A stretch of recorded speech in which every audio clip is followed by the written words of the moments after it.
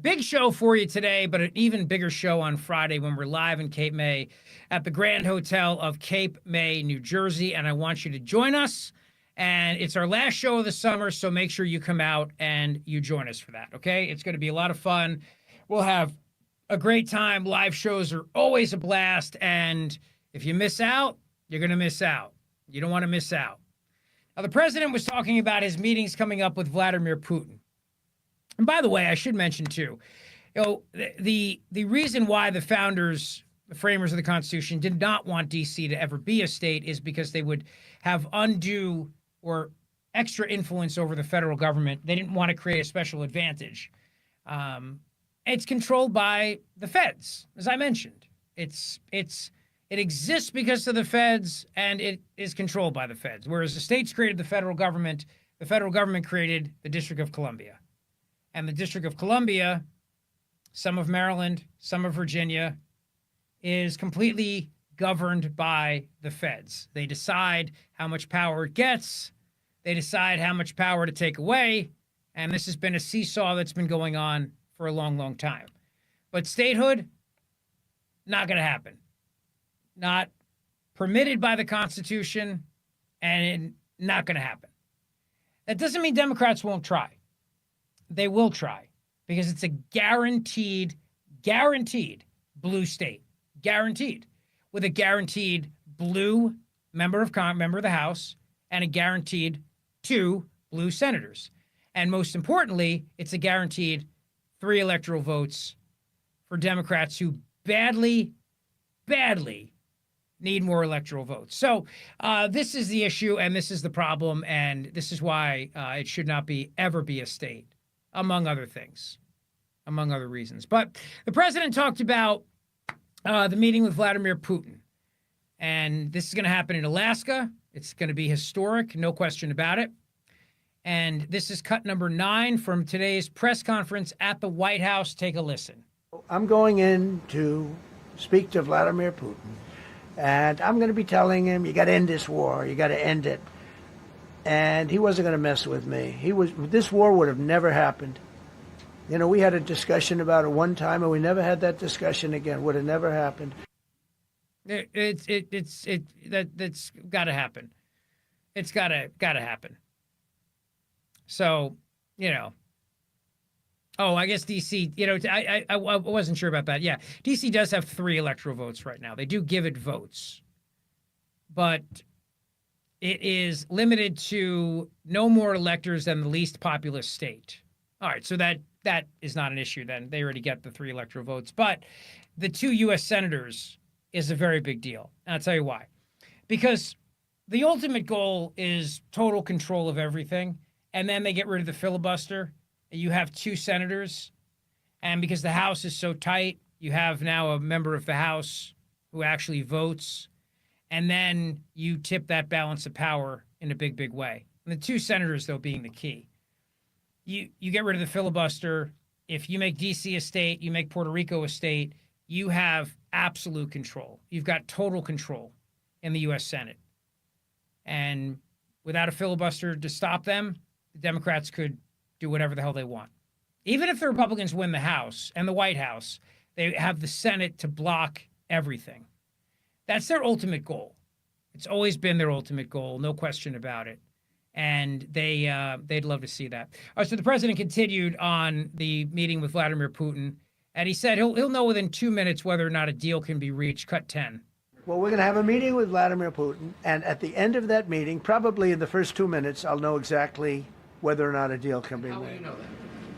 Because that's what I do. I make deals. He also said that he will be meeting with Zelensky at some point as well.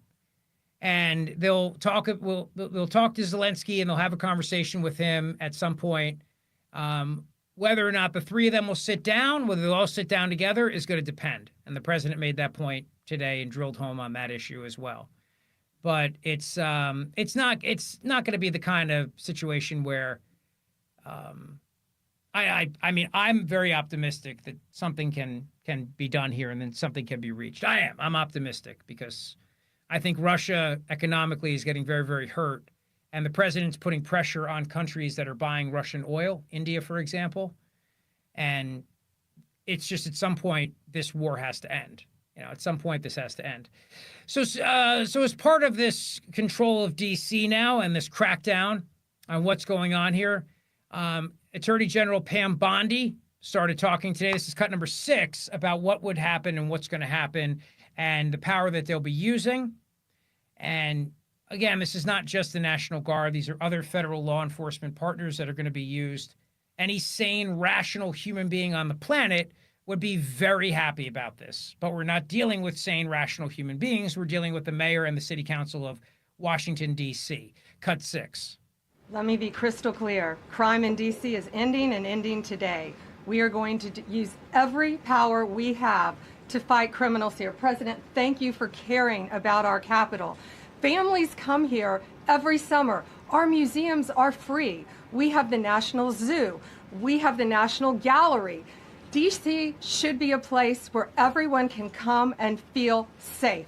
Behind me and to my side, we have some of the best career law enforcement and prosecutors in the country who are ready to take this on. As the president said, Terry Cole is going to be supervising the Metro Police Department.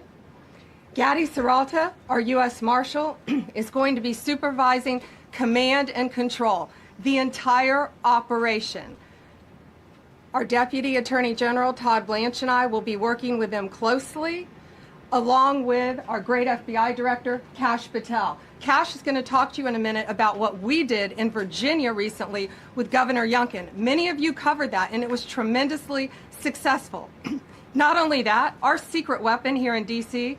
is U.S. Attorney Jeanine Pirro, one of the toughest prosecutors and a former judge, and she is going to be talking about juvenile crime, how it's out of control here, and what she's going to do to fight back.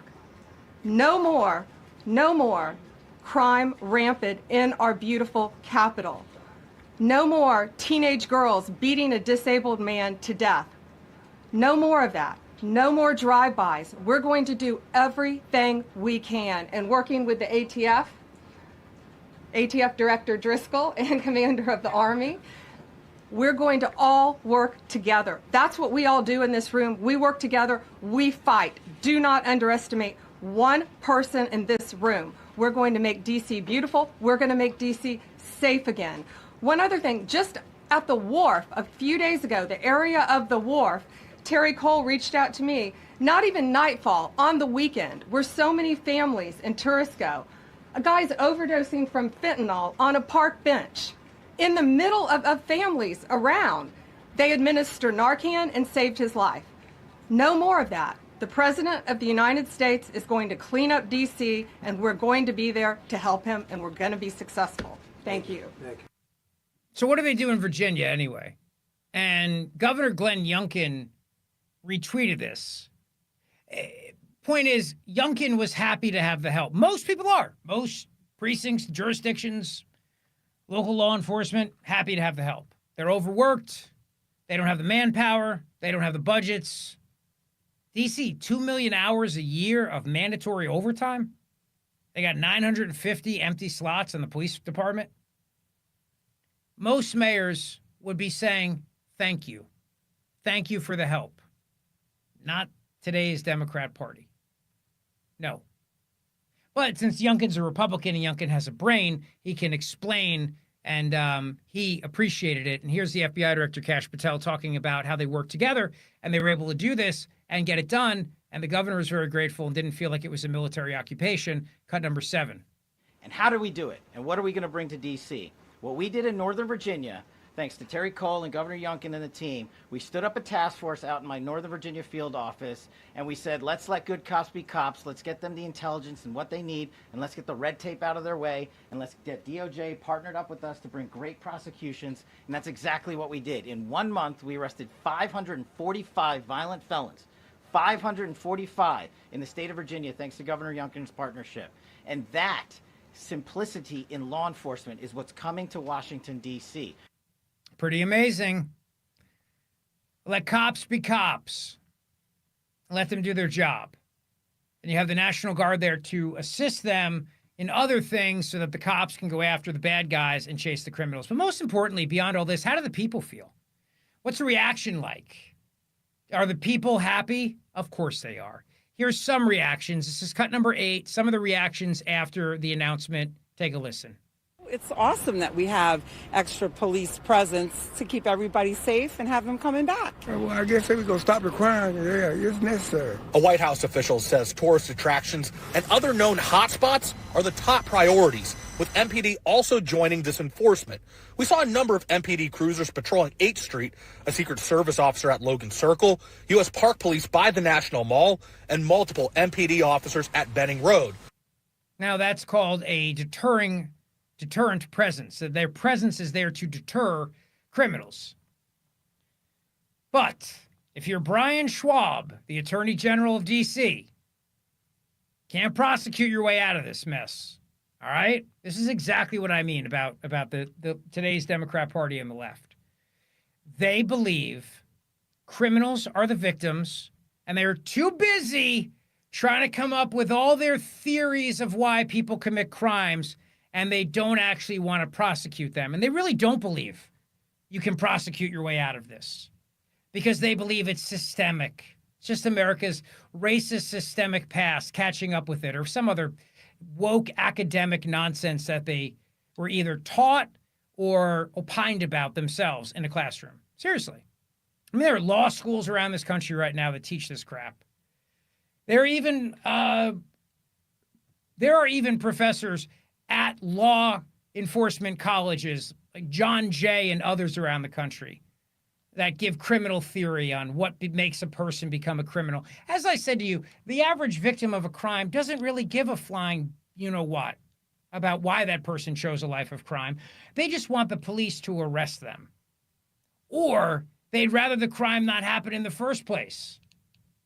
They really don't care whether it's nature versus nurture or it has to do with America's colonialist past. They just don't want to get mugged. It's not that complicated. Here's cut number 33. During the discussion, residents did not hold back, voicing their frustrations. I blame the system. Many questioning why kids aren't being held accountable. We as a city and a community need to be much more focused on prevention and surrounding young people and their families with resources if we want to be safer in the long run. We cannot prosecute and arrest our way out of this. What are the resources you want to surround them with? Out of curiosity. I mean, we've tried the midnight basketball. We've tried all these things. I'm a big believer in getting kids involved in things, absolutely. But another way you deal with the problem of juveniles committing crime is you make an example out of them by locking them up if the crime's really serious. I'm not saying everybody belongs in the system. Sometimes the system can make things worse. But I think we all know the difference. The problem, though, is that as the head of the police union explained to Sandra Smith, they have to call and get permission before they can arrest a juvenile. And even if it's a heinous crime, 9 times out of 10, the answer is no. And then the feds can't touch it, no matter how bad the crime is, if it's a juvenile. And remember, we're talking about 17 years old here. We're not talking about like a 6-year-old who went into a store and grabbed some gum, didn't realize they weren't paying for it and committed, they're technically shoplifting. I mean, like a 17-year-old committing a brutal crime is still a juvenile in the eyes of the law. Even if his birthday's the next day and we turn 18, that 17-year-old in D.C., the U.S. attorney has no access, can't get any access to those files. I mean, that's just insane. That doesn't make any sense whatsoever. Here's U.S. Attorney Janine Pirro, this is cut 36, explaining how criminals are protected, particularly if they are juvies. Take a listen. Here's the problem. Assuming that they're 17 years, older than 17 years old, I can get the case. If they're under 18 years of age, I can only get the case if it's murder, rob one, rape, even if they shoot a gun but don't kill you, I can't get it. So the law has to be changed. As the president said, cashless bail. That has to be changed. All right, then even assuming I get the case, I get jurisdiction, I get a conviction, the D.C. Council has given the judges the ability to give probation on shootings. And so then it's up to them. all of these things, the Youth Rehabilitation Incarceration Reduction Act, and now they want to seal records. So if we work hard, we get a conviction, they want to wipe it out. So that needs all to be changed. Okay, does any of that seem to make sense to you? Look, I'm not saying every kid who messes up needs to be in jail. I'm saying that prosecutorial discretion matters. But there are some who absolutely 100% need to be behind bars. Shootings? I mean, come on. I mean, yeah, kids do dumb things. But if you got a 16 or 17-year-old who shot somebody, you got to try him as an adult. You got a 16 or 17-year-old who raped somebody, you try him as an adult. This is different than putting toilet paper on someone's house on mischief night. I think we all know the difference because we have common sense. Let common sense lead the way in these matters. But when you tie the hands of the police and you tie the hands of the feds, and then you can't even use prosecutorial discretion because there's literally no prosecution, that makes absolutely no sense whatsoever. And that's really what the head of the police union was getting at. They put so many of these woke laws in place, and a lot of them is to protect, the kids from getting arrested. But there are a lot of bad 16 and 17-year-olds out there. There are a lot of very dangerous 16 and 17-year-olds out there. And I don't really think that just saying, oh, they're just a kid after they shot somebody is helpful to them or to society. But particularly to society. Particularly to the neighborhood in which the shooting occurred. Not helpful. Not in the least. No, they have made their jobs very, very difficult. They've made the jobs of the police in that city very difficult. Here's MSNBC contributor Eddie Glaude having a typical meltdown, as you would imagine, after Trump announced plans to crack down on crime in D.C. I don't think Eddie has to worry about crime, or anyone else on MSNBC or CNN for that matter. Cut 34. Chris, to be honest with you, I'm trying to hold my temper. I think there's an ongoing argument that he's having in his head with Black Lives Matter. There's an ongoing argument that he's having with the questions around criminal justice reform and police reform. It's interesting that he really doesn't really care about what's actually happening in D.C. on a certain level, because he's not trying to get at the underlying root causes. He's not looking at examples of how to address rising crime rates that doesn't require a form of policing that leads to increased incarcerality and the like. Let's look at what's going on in Baltimore. Let's look at what's happening actually in places like Baltimore and Chicago, right? So part of what we have to do is to understand. And Oakland. We have to understand this, Chris, within the context of Donald Trump's racial politics and within the context of his effort to get Epstein off the front pages. I understand David's point. But when we try to treat this as a rational response, then we lose sight of the actual politics that's being played here. And he's actually trying to give his base red meat to get them off of the Epstein story, and it's on the backs of citizens in Washington, D.C. He's going to undermine the democratic process in the district. Well, if your mind's off the Epstein story, it's going to be back on the Epstein story as soon as the House Oversight Committee starts bringing in people like Eric Holder and the Clintons.